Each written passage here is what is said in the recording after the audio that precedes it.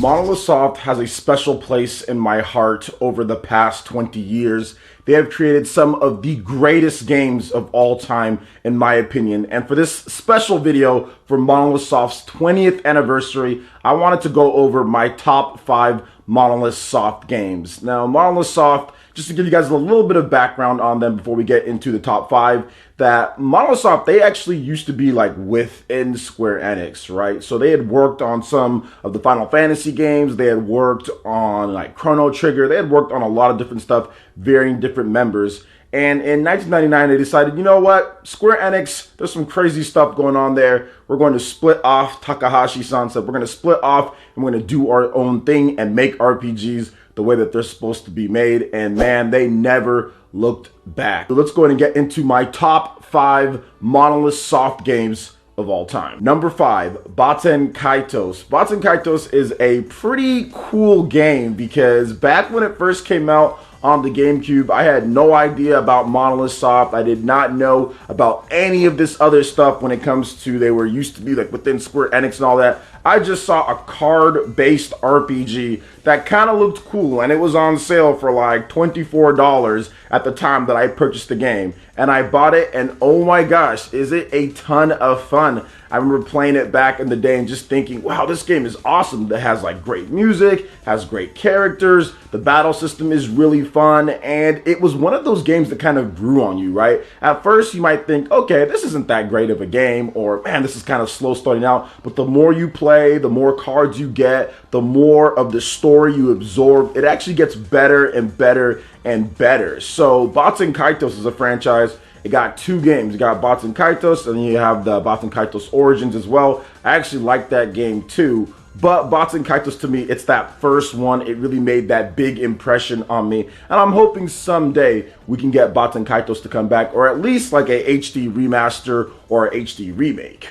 Number 4, Xenosaga. So this one was also interesting because I've played all the Xenosaga games. You have Xenosaga, or actually even going back to Xenogears. So you have Xenogears, you have Xenosaga, you have Xenosaga 2, and Xenosaga 3. So I didn't want to have to rate all of them, kind of like what I'm going to do with some of the other games. So I just went ahead and picked Xenosaga out of all of the pre-Xenoblade games, just because Xenosaga, to me, with Cosmos, to me, with the story and the music and the combat and what they did, it was my favorite one. Even if you include Xenogears from the PS1 kind of back in the day, Xenosaga was my favorite one out of all of them. And like I stated, the combat and the music and the gameplay, it's still very playable in today's sense when it comes to RPGs, and the depth within the combat, that's what Xenosaga, I think, does so much better than a lot of newer RPGs that come out, is that within that turn-based combat, there is a ton of depth for you to explore your characters, for you to exploit a lot of stuff in the game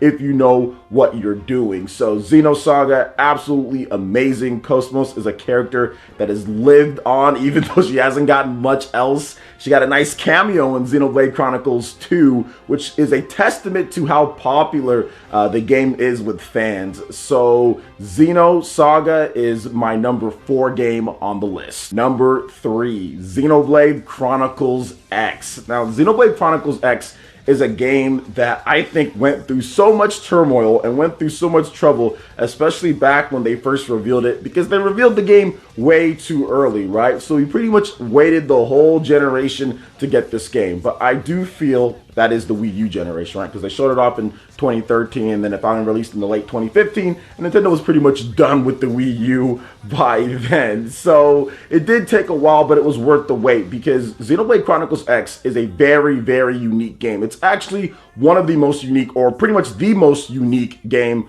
on the Wii U. It used these data packs that you can download almost like installing the game, and it actually makes things load up quicker and faster and everything. But even without it, the fact that they were able to get that large of a world with all the different huge monsters in there and pretty much no loading times when you're in that open world and traversing and battling in the huge mechs, or skells as they're called, whether it's on foot with skells, half and half, whatever the case is, that was impressive. That was very impressive. Xenoblade Chronicles X, once again, had that huge depth to it. There was just so much different stuff that you could do, so many missions, and they even added a fully functional online multiplayer and kind of passive multiplayer as well, to where you can rent out other people's characters to use on missions or go straight into battle and missions as well with your friends. It was a huge undertaking, and I'm surprised they even got it done in the time that they did,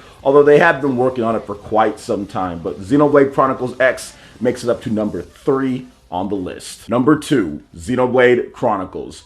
Now this is pretty cool because Xenoblade Chronicles was the game that really started it for me. This is what I realized, or that I remember saying, okay, this is Monolith Soft, right? They had games before that Nintendo had done with them. I think they had one game, it was Soma Bringer, but they weren't Monolith Soft yet. Nintendo had purchased them, they started working with them, but they did not have their name be known, and this was their breakout game, Xenoblade Chronicles. And to be honest, this game could jump above and be number 1 with its re-release with Xenoblade Chronicles Definitive Edition when that comes out in 2020. But for right now, we're gonna go ahead and put it at number 2. And let me just tell you guys this about Xenoblade Chronicles.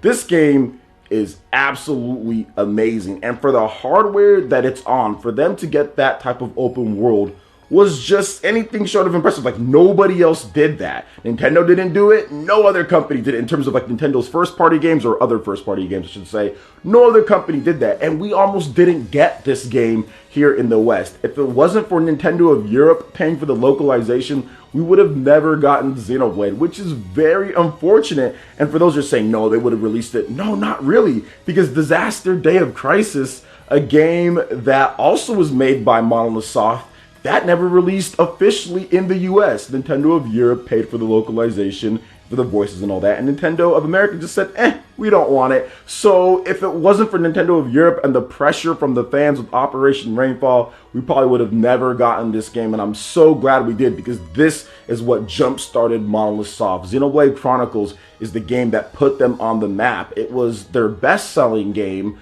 at the time their best-selling game, and Nintendo realized that there is a market for this type of RPG, despite Monolith Soft being relatively unknown and the game Xenoblade being a brand new franchise. And that's what I love about it the most. There were so many new ideas, innovative ideas, cool stuff put into this game that you had never seen in any other games. And the way that they used the Monado and being able to kind of see the future and change that, and how it tied into the themes of the game with the story, were nothing short of spectacular. So Xenoblade Chronicles makes it to number 2 on the list. And number 1 is Xenoblade Chronicles 2 and Xenoblade Chronicles 2 Torna the Golden Country. Now, without Torna the Golden Country, this would have been below Xenoblade Chronicles, but it's only because Torna adds in that extra level of polish into Xenoblade Chronicles, which some people will say, well, they're different games. Some people will say they're the same game or part of that same shared experience, and you kind of need both. So I didn't exactly know how to put this, so I just decided, hey, let's just do this. I'll go ahead and say Xenoblade Chronicles 2 with Torna the Golden Country. That is my favorite experience. Now, if you remove Torna, I would think that Xenoblade Chronicles might be above it, but the fact that Torna's in there as well, to me, that's the complete and full experience of the game. But really, Torna is what I love so much about all of that experience. What they did with the engine, what they did with the gameplay, they refined things, they made it easier for newcomers to kind of hop in, explain the battle system. There is a lot of great additions that they added on in terms of the performance, in terms of just the features of what they did, and even like the combos and the blade system. Xenoblade Chronicles 2, to me, that game, the vanilla base game, is actually really good. There's a lot of flaws, or there's some flaws here and there, but the base game is so good. I love what they did with the affinities of the different elements, and then you can exploit those in battle.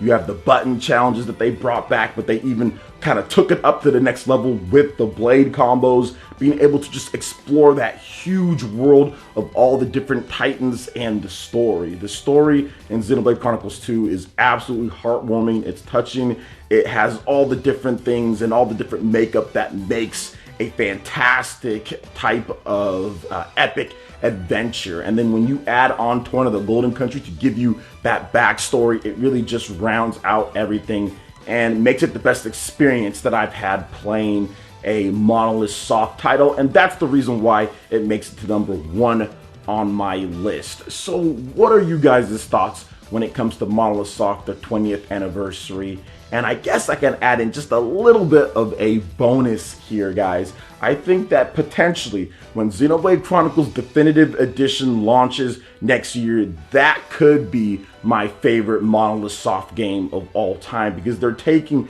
Xenoblade Chronicles, the original, and they're putting that with like the modern graphics, and they're what seemingly looks like they're adding in some new or cut elements. I know they're gonna add in some other things. They're gonna refine the gameplay. They're gonna make things better. So I'll go ahead and add in, that'll probably be my favorite Monolith Soft game when that game drops next year. And that's gonna be really cool when it does, because Monolith Soft is just known for saying like, hey, okay, we did this, but what can we do to top what we've done? What can we do to improve upon what we've done? And I think this is the first time that Monolith Soft will be releasing a HD version or a re-release of one of their games. I don't think they've done it before. I mean, they might have maybe in the past, but for the most part, I think this is their first time working on that. So this is going to be epic. So I'm looking forward to it, and I'm super happy that I was able to get this special Monolith Soft video to you guys. So what are your top 5 Monolith Soft games of all time? Let me know in the comment section below. All right, guys, that wraps it up for this video here. Go and check out the links in the description below. We got Facebook and Twitter.